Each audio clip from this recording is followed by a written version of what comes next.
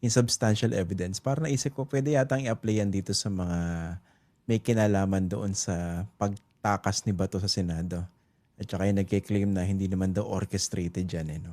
Kasi Ay, nandun yung reasonable conclusion eh. Na base rin sa mga alam natin, eh isang malaking kalokohan ito nangyari. That this was staged, that this was scripted.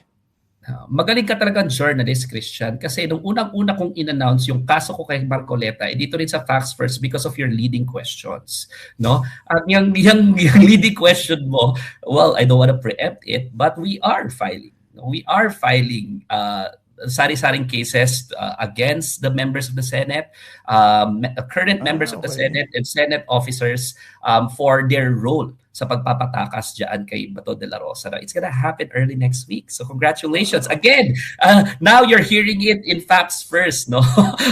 na naman, na we are already and we have a lot of complainants already, no? Kinukulit na nga ako kahit nandito ako sa Switzerland. Kaya nagda-draft ng aking mga lawyers as well and me as well, no, under my review, no, yung mga complaints na yan, no? And kasama dyan si Alan Peter Cayetano, kasama dyan si Robin Hood Padilla, kasama dyan ang Sergeant at Arms, at posible na pinag-aaralan namin kasama lahat ng pumirma ng resolution giving him protective custody. No? Posible yan. Posible. Dahil na-enable di ba? Wait, anong kaso? Sorry. Obstruction of justice?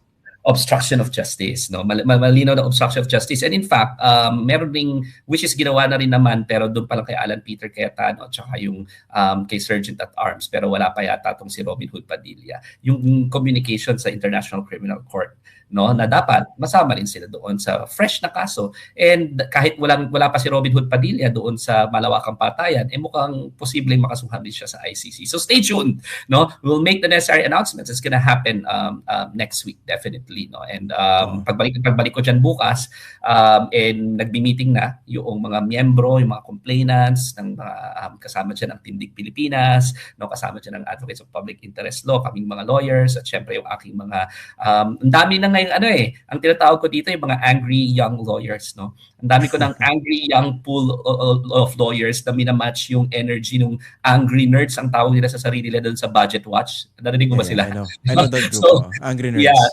So kami na yung angry nerds. Magkausap kami and kami yung angry lawyers nila, no. Meron din kami mga work with the angry nerds and meron rin akong angry lawyers, the younger ones who do their volunteer work, no, to file all of these cases, pati use their own money actually kasi may gastos ang pag-file, pera, papel, filing fee, printing, sekretarya, 'di ba, courier service, kasi ka-copy furnish mo lahat, yung yung plunder case namin kay Sara Duterte, parang more than 200,000 pages for all the copies. Can you imagine kung piso isa yun, magkano yun? Di ba? So talagang nagpo-pull kami ng funds tong mga angry young lawyers. Attorney, wait, di ba pag, correct me if I'm wrong, no? Pag convicted ng isang public official sa obstruction of justice, di ba bawal na yung manungkulan? Yes, meron niyang perpetual absolute disqualification. At yun talaga yung ating, dapat naman, di ba, ito naman kasi, convicted na tong si Robin Hood Padilla before. Nilift lang, pinagbigyan na nga kasi no one is supposedly, di ba, kaya nga Bureau of Corrections, na-correct ka na, no, at pinagbigyan ka na ulit. Pero mukhang, ang tawag ko dito, recidivist, repeat offender, no? Itong si... di ba? Recidivist or repeat offender itong si Robin Hood Padilla, and dapat talaga perpetual absolute disqualification again, and wag na sana masubject ng presidential pardon. Matuto na naman tayo, 'di ba? Nakita mo naman ang kontribusyon sa Senado, 'di ba? Talagang binababoy yung plenary, hindi katalinuhan. Pasensya na, hindi naman ako intellectual elite, pero alam ko naman, kaya ko namang sabihin kung talagang hindi ka katalinuhan at hindi ka karapat-dapat sa opisina mo. And yun yung tingin ko, mahina talaga itong si Robin Hood Padilla. Diba? Parang gusto mo sabihin bobo Parang na-offend ako Kasi number one senator sa puso ko yun. Pero parang gusto mo sabihin bobo well, ako talaga hindi. Ako mahina talaga. Oo. Ganun.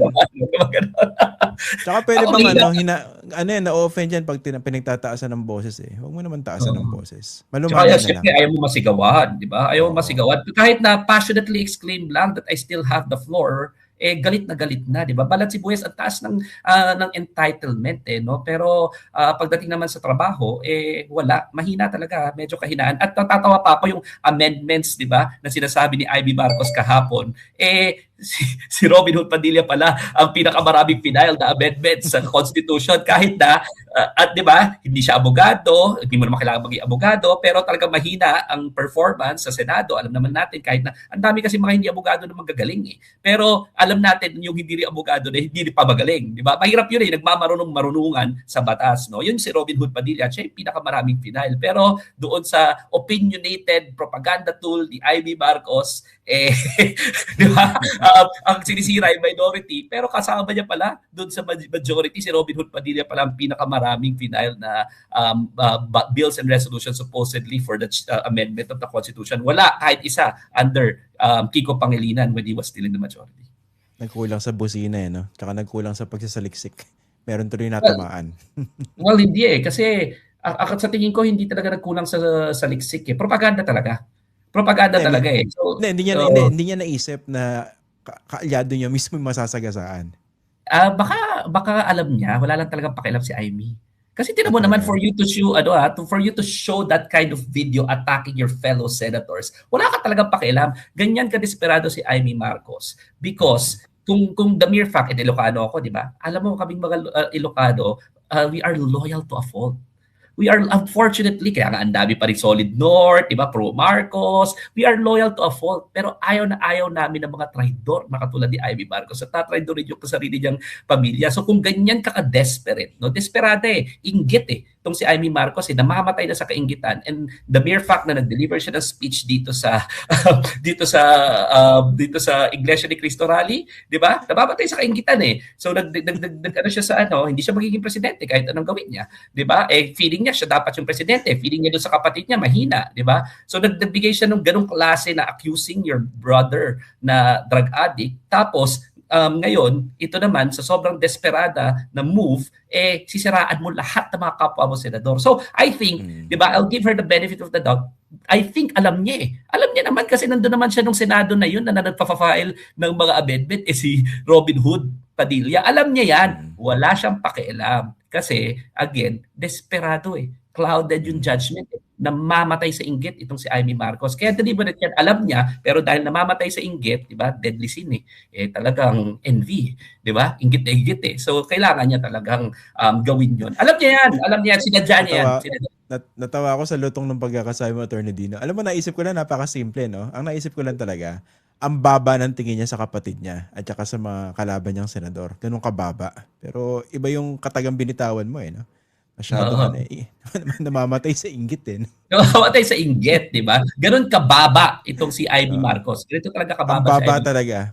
Oo. Namamatay sa inggit. Namamatay. Wala kang, sa akin lang, sabi ko, I'm not gonna be hesitant to say, walang totoo kay Ivy Marcos. Alam mo, pasensya na po pero kaklase po talaga ng aking ina yan sa law school. No? At opo, sa law school, 'di ba? Talaga pong hindi yan nakatapos, hindi niya natapos yung hindi niya nakuha, hindi niya graduate, no? Paano walang undergraduate? Wala siyang undergraduate Pero piniklaim niya, 'di ba, na graduate siya ng UP. Wait, paano siya nakapag-law school kung wala siyang undergrad?